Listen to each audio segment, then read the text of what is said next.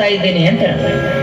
ಜೀವನ ಅಂದ್ರೆ ಏನಂತ ಅರ್ಥ ಹುಡುಕ್ತೀನಿ ಅಂದ್ರೆ ಆ ಹುಡುಗಿ ಹೇಳ್ತದ, ಅಜ್ಜ ತಲೆ ಬೆಳಗ್ಗೆ ಏನ್ರ ಶಾಣೆ ಇದ್ದೇನೋ ಅನ್ಕೊಂಡಿದ್ದ ಅಂತ. ಯಾಕ ಮಗ ಹಿಂಗ್ ಹೇಳ್ತಿ ಅಂದ್ರೆ, ಏನಿಲ್ಲ, ಜೀವನದ ಅರ್ಥ ಪುಸ್ತಕ ಹೆಂಗ್ ಸಿಗ್ತದ ಅಜ್ಜ, ಜೀವನದ ಅರ್ಥ ಜೀವನದಾಗೆ ಸಿಗ್ತದ ಅಂತ ಹೇಳ್ತಾರೆ. ಜೀವನದ ಅರ್ಥ ಜೀವನದಾಗ ಹುಡುಕಬೇಕು ನಾವು.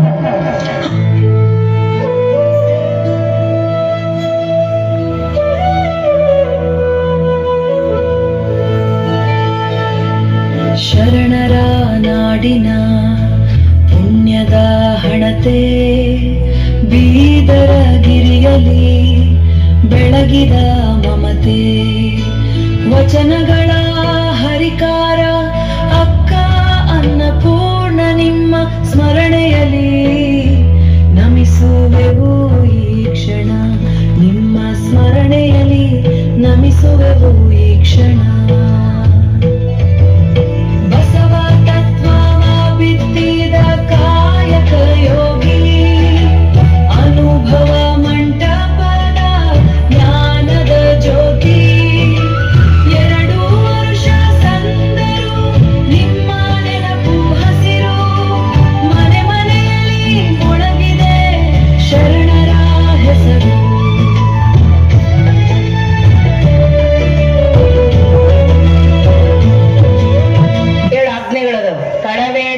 ಕೊಲಬೇಡ, ಹುಸಿಯ ನುಡಿಯಲು ಬೇಡ, ಮುನಿಯಬೇಡ, ಅನ್ಯರಿಗೆ ಅಸಹ್ಯ ಪಡಬೇಡ, ತನ್ನ ಬಣ್ಣಿಸಬೇಡ, ಇದಿರ ಅಳಿಯಲು ಬೇಡ. ಎಷ್ಟಾದವ್ರಿ?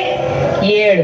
ಇದೇ ಅಂತರಂಗ ಶುದ್ಧಿ, ಇದೇ ಬಹಿರಂಗ ಶುದ್ಧಿ. ನೀವು ಹೊರ ಒಳಗ ಎರಡು ಕಡೆ ಮನಸ್ಸು ಶುದ್ಧವಾಗಬೇಕು, ದೇಹನೂ ಶುದ್ಧವಾಗಬೇಕು ಅಂತ ಕೇಳಿದ್ರೆ ಈ 7 ಸೂತ್ರಗಳನ್ನು ನಿನ್ನ ಜೀವನದಲ್ಲಿ ಅಳವಡಿಸ್ಕೋ. ನಾವು ಹೇಳಿ ಹೇಳಿ ಸೌಕಲ ಹೋಗೋದು. ಸಣ್ಣ ಮಕ್ಕಳು ಹೇಳ್ತಾರ, PhD ದವ್ರು ಹೇಳ್ತಾರ, ದೊಡ್ಡವ್ರು ಹೇಳ್ತಾರ, ಸಣ್ಣವ್ರು ಹೇಳ್ತಾರ.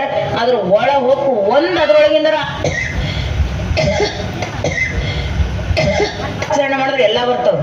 ಈ ರುದ್ರಾಕ್ಷಿ ಸರದೊಳಗ ಒಂದು ಕಾಳು ಎತ್ಕೋರಿ ಪೂರಾ ಸರ ಹೆಂಗ ಬರ್ತದೋ ಹಾಗೆ ಅದ್ರೊಳಗಿನ ಒಂದು ಯಾವ್ದಾರ ನೀವು ಪರಿಪೂರ್ಣವಾಗಿ ಪ್ರಾಣಕ್ಕೆ ಪ್ರಾಣವಾಗಿ ಪಾಲನೆ ಮಾಡ್ರಿ, 7 ಸೂತ್ರಗಳು ಪಾಲಿಸಲ್ಪಡ್ತಾವ. ಅದು ಜೀವನನೇ ಪರಿಪೂರ್ಣ ಆಗ್ತವ. ನಿಮ್ಮ ಮುಂದೆ ಯಾವ ಯೋಗಿಗಳೆಲ್ಲ, ಯಾವ ತ್ಯಾಗಿಗಳೆಲ್ಲ, ಎಲ್ಲೋ ಗುಡ್ಡದೊಳಗೆ ಕುಂತು ಗಡ್ಡೆ ಗೆಣಸುಗಳನ್ನ ತಿಂದು ಗಡ್ಡ ಬಿಟ್ಟವ್ರಿಗಿಂತಲೂ ನೀವು ಮನೆಯಲ್ಲಿದ್ರೂ ಚಿಂತೆ ಇಲ್ಲ.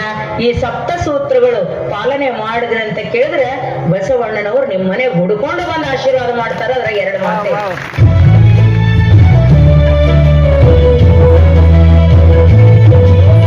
ಮಾತೃತ್ವದ ಕರುಣೆಯಲಿ ಬೆರೆತ ಮಧುರವಾಣಿ, ಶರಣ ಸಾಹಿತ್ಯದ ಸರಸ್ವತಿ ವರ ಶ್ರೇಣಿ.